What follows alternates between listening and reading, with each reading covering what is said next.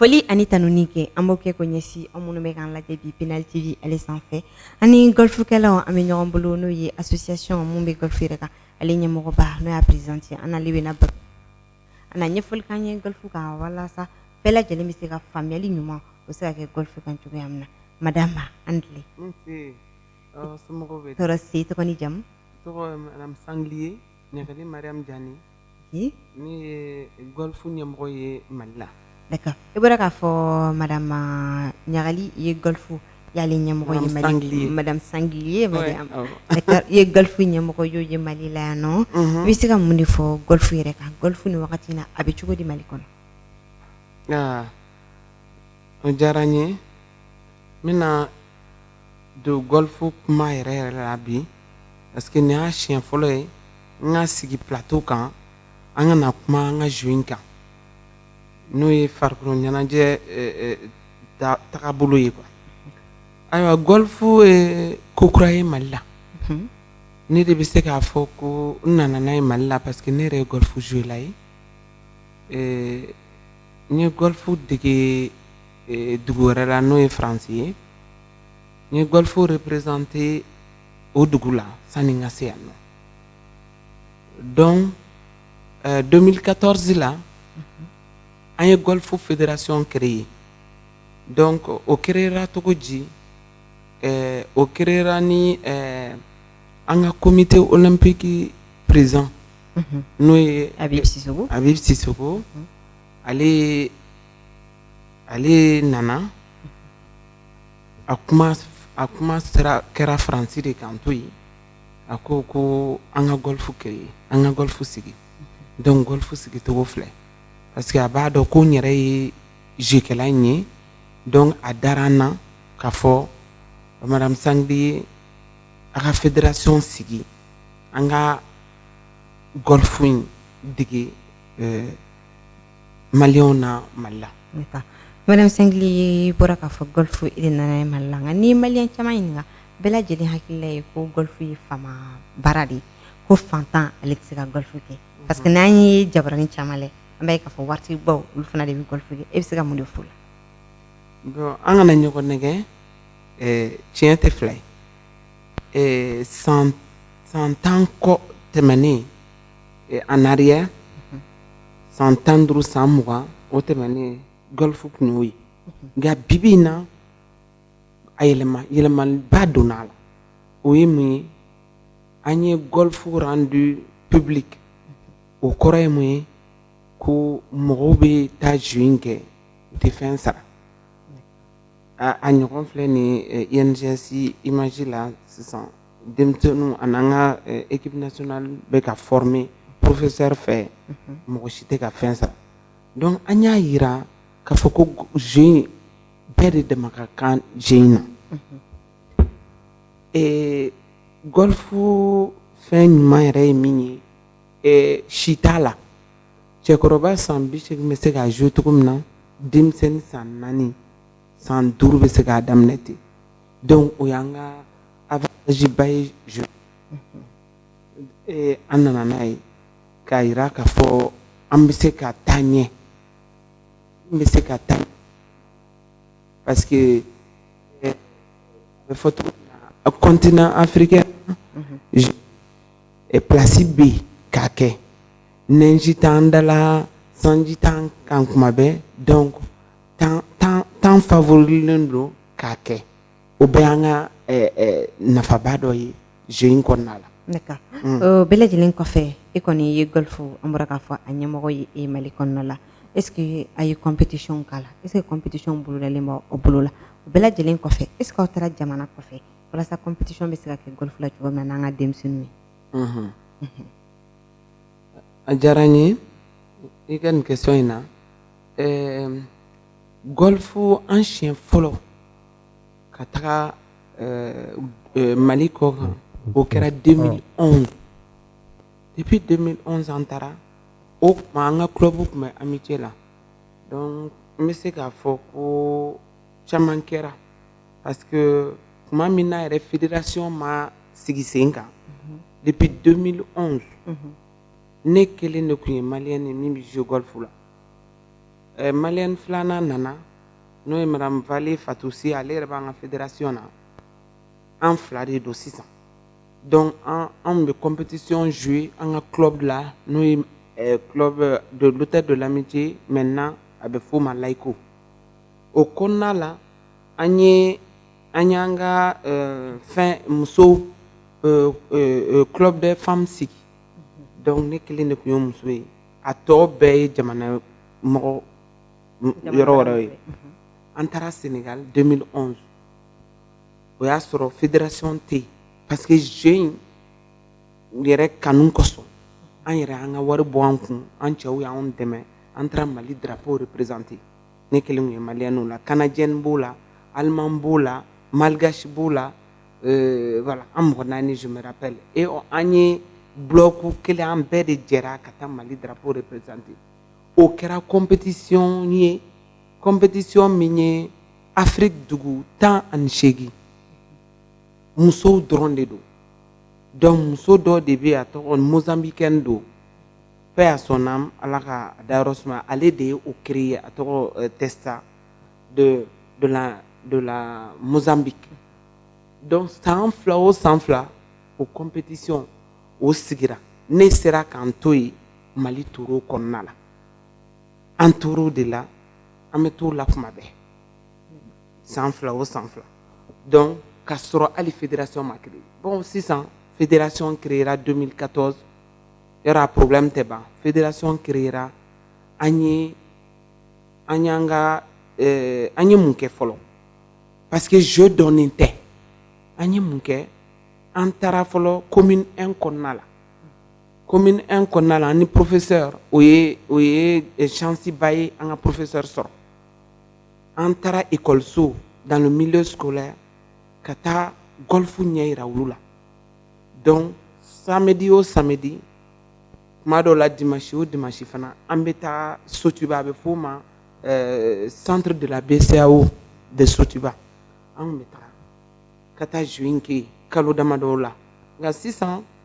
n bɛ comité olympique fo an b'o fo kosɛbɛ u ka dɛmɛ la an fan fɛ ka département des sports fo u ye sisan kabala terrain dɔ dira an ma o tilala ka changer o ko cayara dɔɔni terrain wɛrɛ la senu donc sisan an ka mɔgɔw kari o kari u bɛ jouer la Yirimajɔ centre UNGS la Yirimajɔ u b'o jouer la u bɛ ka golf dege n bɛ se k'a fɔ a bɛ fɔ cogoya min na plus de 300 denmisɛnnin 300 ɲɔgɔnna o magara golf bere la donc à l'époque ni ɲuman kɛra toujours i b'a fɔ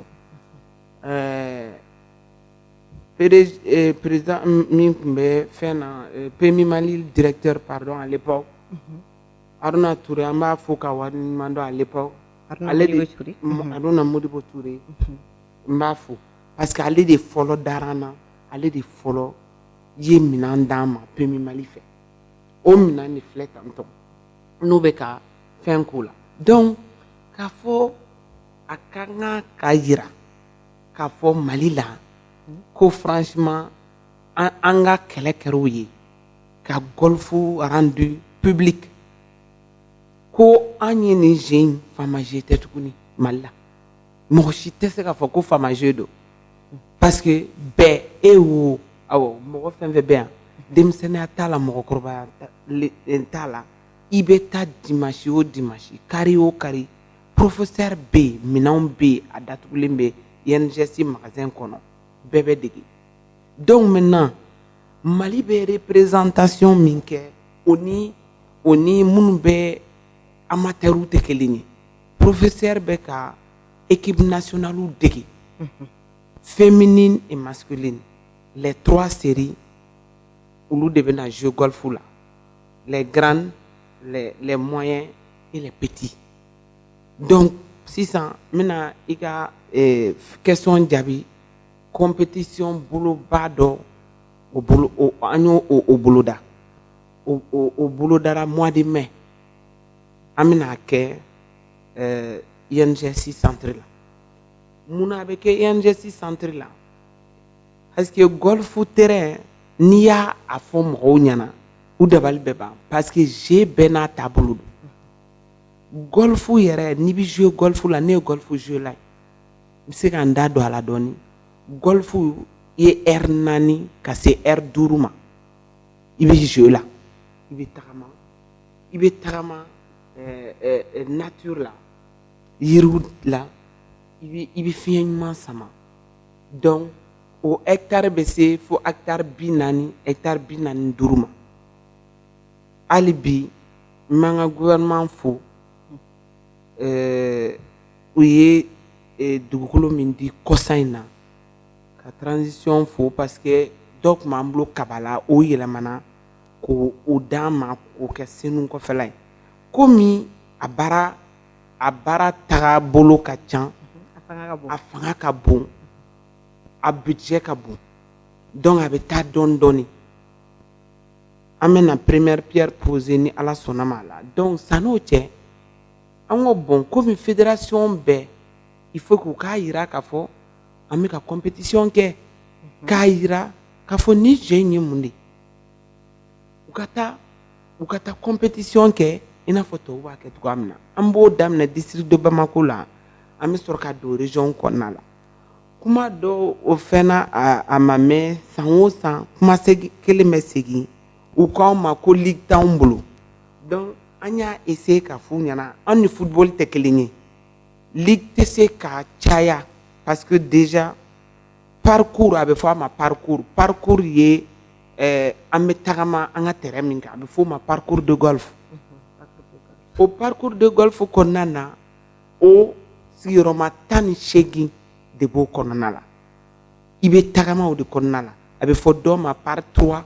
a bɛ fɔ dɔw ma par 4 par 5 a bɛɛ n'a distance de don dɔw yɛrɛ distance bɛɛ la fitinin a bɛ daminɛ 400 mètres la 300 ka taa se fo 1 kilomètre 900 mètres la o sigiyɔrɔma caman caman de don donc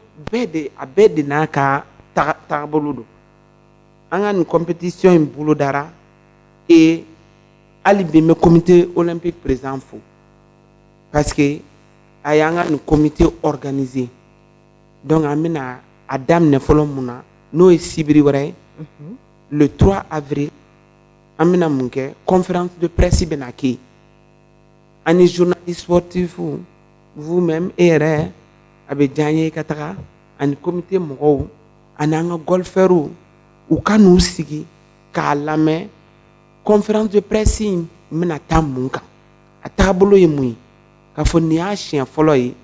a y'a lamɛn golfɛrw kari o kari aw bɛ terrain kan mais professeur bɛna ɲɛf'u ɲɛna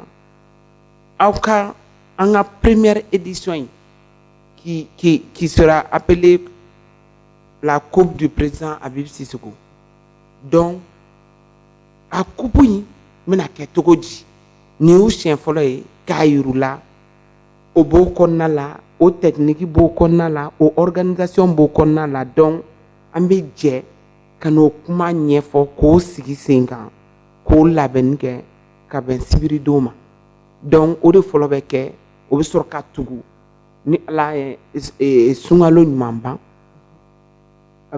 an y'a boloda ka bɛn le 22 mai ma n'o bɛ kɛ n'o ye championnat première édition ye donc o ko bɛ se golf yi bɔra k'a fɔ a baara kɔni ma nɔgɔn ka kɛ k'a présenté ka se bi ma gɛlɛya caman kɔni b'a kɔnɔ i bɛ se k'i da don gɛlɛya belebeleba jumɛn ni jumɛn bon gɛlɛya belebeleba kɛra min ye fɔlɔ an bɛɛ ye muso ye an ɲɛsinnen filɛ ɲɔgɔn ma ni muso bɛ fɛn ɲɛ ma a ma nɔgɔn donc o ye cɛsiri ye parce que n'i kɛra leader ye c'est a ka gɛlɛn mais n bɛ n ka membre waleɲuman dɔn malgré que jeu kɛla ka dɔn u bɛ ka jeu in dege u denw bɛ k'a dege u jɛra k'u bolo fara ɲɔgɔn kan o bolo fara ɲɔgɔnna ye mun ye an ka terrain baara kɔnɔna la an nana ni spécialiste 2 ye siɲɛ 2 o kɛra 89 ani 2019 pardon ani 2018 an ye an ka conférence première journée porte ouverte du golf u nana an ka membres ye mun kɛ u y'an tɛgɛ u farala kan ka cotiser min bɛ se ka billet ta ka di nin ma min bɛ se ka nin ta o y'o kɛ aw y'o kɛ n b'u fo k'u waleɲuman dɔn k'an ka o fɛn nin rehausser a bɛ fɔ cogoya min na hali bi n b'an ka première dame kɔrɔlen fo a ka cɛsiri la sport la madame Keita Aminata Keita hali sini ne b'a fo ka waleɲuman dɔn a dara n na o sport kɔnɔna la a y'an dɛmɛ sport kɔnɔna la. D'accord, wagati kɔni ale y'i sɛbɛkɔrɔ bɛ ka se hakilila jumɛn b'i la golf yɛrɛ kan i bɛ se ka mun de fara an ka fɔli ninnu kan. Ne yɛrɛ kɔni bɛ se ka min fɔ k'a fɔ ko an ka Mali la bi an ka farikolo ɲɛnajɛ taabolo kɔnɔna la u ka an bɛ fɛ u k'an ka golf nin minɛ i b'a fɔ jeu suguya o sugu u kana bila voilà basketi ballontan pétanque discipline fɛn fɛn bɛ an bolo yan nɔ u kana fɔ kunkolo la tuguni k'a fɔ ko faamafɛn don parce que ne yɛrɛ ka lutte kɛra o ye n ka cɛsiri kɛra o ye k'a fɔ faamafɛn tɛ tuguni u bɛ na u bɛ jouer faamafɛn tɛ tuguni o dabilara Mali la ne bɛ se k'a fɔ malgré que an ka golf terrain t'an bolo a bɛ nalen ko fo diɲɛ kɔnɔ an sera k'o kɛ o ye Mali kelen o kɛra donc an ye compétition ninnu boloda ten hali bi il faut que ko kelen ba ka fɔ n'o ye présidente yɛrɛ ka côté ye ni jeu de la francophonie kɛra Abidjan juillet 2017 ne nana ni médaille d'argent Mali tɔgɔ la merci o y'a sɔrɔ o tun y'an siɲɛ 6nan ye an bɛ taga jeu de la francophonie donc taali 7nan bɛ ka boloda il faut que ka fɔ o ye 21e Open de la Côte d'Ivoire de golf an ka Open o ye championnat ye donc ne yɛrɛ bɛ taa jouer ani professeur qui est un pro du golf o fana bɛ taa jouer Mali tɔgɔ la o b'a yira ni Ala sɔnna a ma en tout cas k'a fɔ an ka ɲɛmɔgɔ ɲɛna k'u bolo fara ɲɔgɔn u bɛ se ka fɛn o fɛn kɛ voilà u ka fara fédération kan an ka se ka taga dans les jours à venir Côte d'Ivoire ka taa trophée ɲini ka na n'a trophée ni Ala sɔnna a ma an kan ka taa Namibie Covid ko o bɔ a ma donc Namibie bilara o place la n b'an ka département fo n b'an ministre fo n b'u bɛɛ lajɛlen fo parce que hali bi n b'a dɔn u dalen don an na a ka gɛlɛn dɛ mais a bɛ kɛ ouais ok présidente wagati kɔni sera an bɛ foli kɛ k'a ɲɛsin ma vraiment i nana an ka plateau kan bi n'o ye an ka avec les stars émission yɛrɛ tɔgɔ ye avec les stars parce que fédération présidente ka fara joueurs kan ka fara joueuses kan aw bɛɛ lajɛlen aw damana star de plateau in daminɛlen don aw yɛrɛ de kama an bɛ foli kɛ vraiment k'a ɲɛsin ma ko nali diyara an ye kosɛbɛ Rentine Baraji a diyara n ye ok nin tun ye an ni golf présidente an tun bɛ ɲɔgɔn bolo an ka bi baro ale hukumu kɔnɔna la ni Ala sɔnna a ma sa don nataw la an ni président wɛrɛ ka se ntolancila wɛrɛw ma ka se farikolo ɲɛnajɛ nasugu bɛɛ lajɛlen ma an na sigi ka baro kɛ Pinal TV ale tele kan foli ani tanu ni an b'o kɛ aw minnu bɛ k'an lajɛ Pinal sanfɛ aw bɛɛ lajɛlen ka foli